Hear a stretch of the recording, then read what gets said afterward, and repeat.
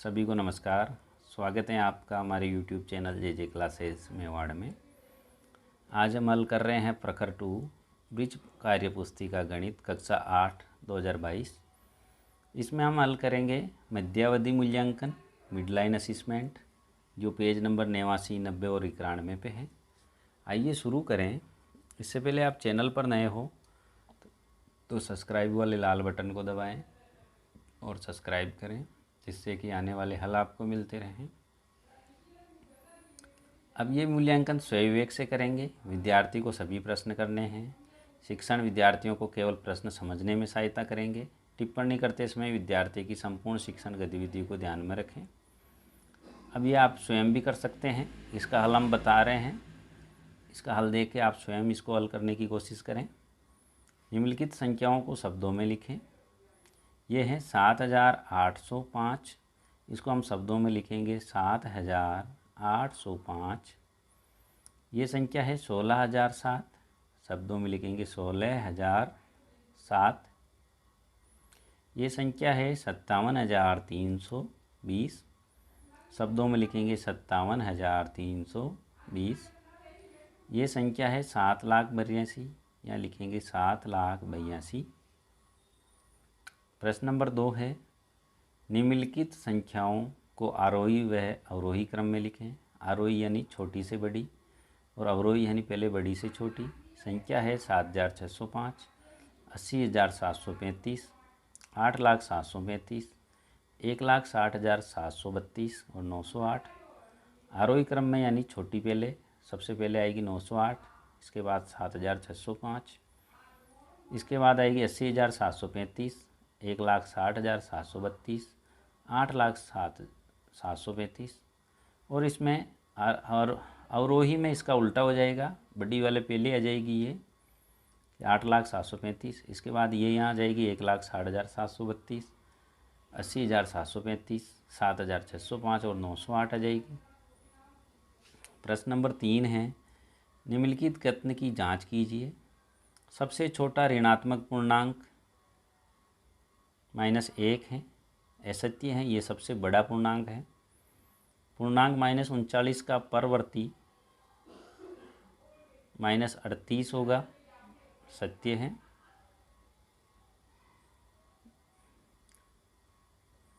तापमान -25 degree centigrade शून्य से 25 डिग्री सेंटीग्रेड ज़्यादा है। -25 डिग्री सेंटीग्रेड शून्य से 25 ज़्यादा है, गलत है। 25 कम है, असत्य। सबसे छोटी अभाज्य संख्या 2 होती है, ये भी असत्य है। सबसे छोटी अभाज्य 1 है। प्रश्न नंबर 4 संख्या 20 और 60 के सार व गुणनखंड लिखिए और सबसे बड़ा सार गुणनखंड ज्ञात कीजिए। क्या सबसे बड़ा सार गुणनखंड ही इन संख्याओं की 20 और 60 का महत्तम समापत्ति HCF भी है? तो 20 के गुणनखंड हैं 2 गुणा 2 गुणा 5। 60 के हैं 2 गुणा 2 गुणा 3 गुणा 5। अब इनमें मेल कर रहा है 2, 2 और 5। तो 20 और 60 के सार गुणनखंड हैं 2, 2 और 5। 2 दूनी 4 और 5, 4 पंजो 20। सबसे बड़ा सार गुणनखंड है 5। क्या सबसे बड़ा सार गुणनखंड ही इन संख्याओं का 20 और 60 का महत्तम समापत्ति HCF है? नहीं। प्रश्न नंबर 5 प्रथम 4 अभाज्य संख्याएं लिखिए और उनका लघुत्तम समापत्ति LCM ज्ञात कीजिए। प्रथम 4 अभाज्य 1, 2, 3, 5, इनका लघुत्तम समापत्ति भी होगा 1, 2, 3, 5 ही। हल कीजिए। 78 माइनस 6 इंटू 9, 6 इंटू 9, 6 नाम 54, 78 माइनस 54 बराबर 24। 7 इंटू 5 35 प्लस 25 इंटू 5 125। 35 और 125 होंगे 160। 3 प्लस 1/3 इंटू 7/10, इसका हल होगा 2.331। 11/6 भाजक -3/5, 1.83 भाजक -0.6 बराबर -1.1। प्रश्न नंबर 7 है निम्नलिखित भिन्न संख्याओं की परस्पर तुलना करके छोटा, बड़ा और बराबर में उपयुक्त चिन्ह लगाइए। तो 1/3 और 3/1/7, इसमें बड़ी है 3/1/7। 21/12 और 21/12 दोनों बराबर है। 8/5 और 8/9, 8/5 बड़ा है। 12/17 और 11/17, इसमें देखें हर दोनों का समान है, तो जिसका अंश बड़ा वही बड़ी होगी। इसमें 12 है, ये बड़ा है, तो 12/17 बड़ा है। 8वां है, नीचे दिए गए दशमलव भिन्नों को गुणा कीजिए। 0.25 को गुणा करेंगे 0.12 से, इसका हल होगा 0.03। 0.283 को गुणा करेंगे 0.09 से, हल होगा 0.02547। तीसरा है 15.17 को गुणा करेंगे 1000 से, ये होंगे 15,170। 87.6 को गुणा करेंगे 5.3 से, 464.28 आएंगे। 9वां है, निम्नलिखित दशमलव भिन्नों को भाग दीजिए। 24.20 में भाग देना 0.05 का, 484 आएगा। 573 में भाग देना 0.03 का, 19,100। 6.823 में भाग देना 9 का, 0.7581।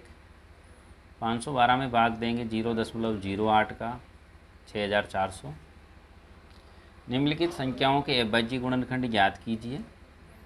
276 के अविभाज्य होंगे, 2 का भाग लगाया 288, फिर 2 का लगाया 144, 2 का लगाया 72, 2 का लगाया 36, फिर 2 का लगाया 18, 3 का लगाया 9 और 3 का लगाया 3।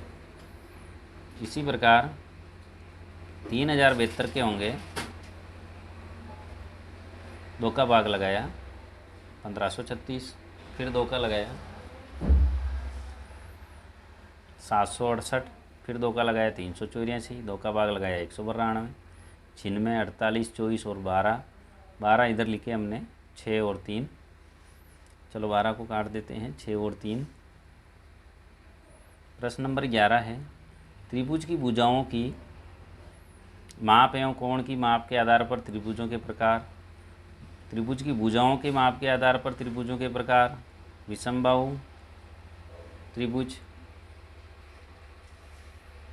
समद्विबाहु त्रिभुज और समबाहु। समद्विबाहु में 2 भुजाएं बराबर होगी, समबाहु त्रिभुज में तीनों भुजाएं बराबर होगी। त्रिभुज के कोणों की माप के आधार पर त्रिभुज के प्रकार: समकोण त्रिभुज, अधिक कोण त्रिभुज और न्यून कोण त्रिभुज। 12वां है, नीचे दी गई आकृति का परिमाप ज्ञात कीजिए। तो इनका परिमाप हम ज्ञात करेंगे 5, 5, इधर 3, 5, 5, 3, 5, 5, 3। तो इन सबको अपन जोड़ लेंगे यहाँ लिख के, तो इनकी जोड़ होगी 52। इसका परिमाप होगा 52 वर्ग सेंटीमीटर। इसमें देखिए 6.5, 6.5, 6.5, इन सबको जोड़ा तो ये हो गई 39। परिमाप होगा 39 वर्ग सेंटीमीटर। प्रश्न नंबर 13 है, दौड़ के एक वर्ताकार मैदान का व्यास 56 मीटर है। यदि इस मैदान के चारों ओर कोई धावक 3 चक्कर की दौड़ लगाता है तो ज्ञात कीजिए कि वह कुल कितने मीटर की दौड़ पूरी करता है। तो इसकी परिधि है 2πr,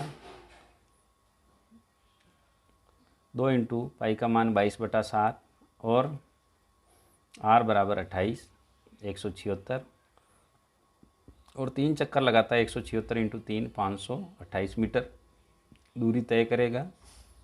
14वां है, यदि एक बस 5 घंटे में 277.5 किलोमीटर की दूरी तय करती है तो ज्ञात कीजिए कि वह 1 घंटे में कितनी दूरी तय करेगी। 277.5/5 बराबर 55.5 किलोमीटर। प्रश्न नंबर 15, निम्नलिखित गणितीय कथनों के लिए बीच ये व्यंजक लिखिए। यदि सीमा की आयु अपनी बहन की आयु से 5 वर्ष अधिक है तो उसकी बहन की आयु x वर्ष है, तो सीमा की आयु होगी x + 5 वर्ष। दूसरा है, चाय का मूल्य चीनी के मूल्य के 6 गुणे से 15 रुपये अधिक है। यदि चीनी का मूल्य 100 रुपये हो तो चाय का मूल्य होगा 6 गुणा यानी 6x प्लस 15 रुपये अधिक है प्लस 15 रुपये। एक समबाहु त्रिभुज ABC बनाइए। जिसकी प्रत्येक भुजा की लंबाई 5.5 सेंटीमीटर हो। इसमें प्रत्येक कोण को चांदे की सहायता से माप कर लिखिए। अब इसमें हमें एक 5.5 सेंटीमीटर की एक लाइन खींची, यह है 5.5 सेंटीमीटर, ये 5 और 6 के बीच 5.5। और अब इसमें हमने चंदा रखा और इसमें हमने 60 डिग्री का कोण बनाया। यहाँ ये 60 डिग्री, या बिंदु लगा के यहाँ लाइन खींच दी, यहाँ से भी एक 60 डिग्री का बनाया। तो ये तीनों कोण हो गए 60-60 डिग्री, और तीनों हो गई भुजाएं 5.5 सेंटीमीटर, और ये भी हो गई 5.5 सेंटीमीटर। यहाँ जगह कम है इसलिए ऊपर आ गया ये थोड़ा। और इसका प्रत्येक कोण होगा, प्रत्येक कोण 60 डिग्री का होगा। अब प्रश्न नंबर 17 देखें।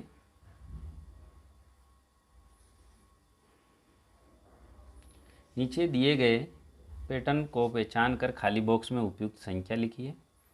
अब पैटर्न देखें 512, इसमें 2 कम हुए 510, फिर पैटर्न फिर 4 कम हुए 506, 6 कम हुए 500, फिर 8 कम हुए 492, 10 कम हुए 482, 12 कम हुए 470, 14 कम हुए 456, 16 कम हुए 440 और 18 कम हुए 422।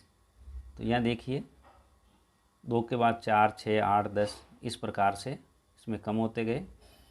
दूसरा है 1024, इसका आधा है 512, इसका आधा 256, 256 का आधा 128, इसका आधा 64, 64 का आधा 32, 32 का आधा 16, 16 का आधा है 8, 8 का आधा 4 और 4 का आधा 2। इस प्रकार एक पैटर्न बन जाएगा। 18वां है, एक दरी का मूल्य 1450 रुपये है। विद्यालय में 52 दरियाँ खरीदने के लिए कितने रुपए चाहिए? 1450 को गुणा करें 52 से तो ये होंगे 75,400 रुपये। 19वां है, हल कीजिए।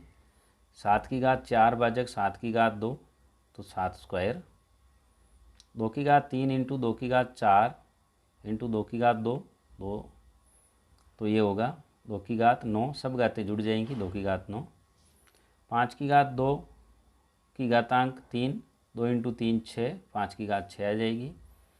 -3 की घात 3 इंटू -3 की घात 2, दोनों घातें जुड़ गई, 3 और 2 5, -3 की घात 5 रह गई। 20वां है, निम्नलिखित भिन्नों को प्रतिशत में बदलिए। 1/4 का होगा 25%, 2/25 का होगा 8%, 7/20 का होगा 35% और 17/50 का होगा 34%।